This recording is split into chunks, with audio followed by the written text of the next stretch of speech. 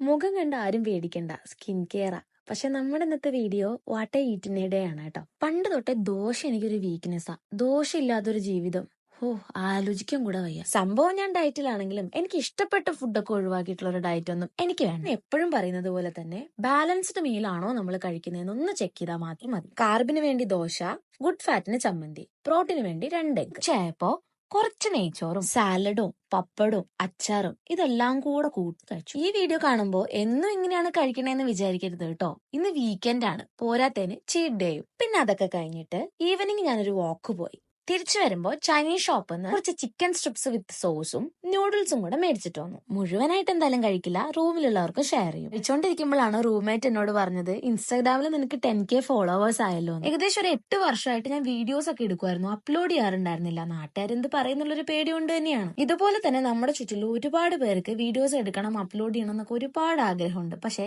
ഈ ഒരു same reason കൊണ്ട് ഒരുപാട് പേര് ഇതിന് മടിച്ചു നിൽക്കുന്നുണ്ട്. ആര് വേണമെങ്കിലും എന്ത് വേണമെങ്കിലും പറയട്ടെ, നമ്മൾ നമ്മുടെ സന്തോഷങ്ങൾ കണ്ടെത്തിയാൽ പോരെ. ബാക്കി അടുത്ത വീഡിയോയില്.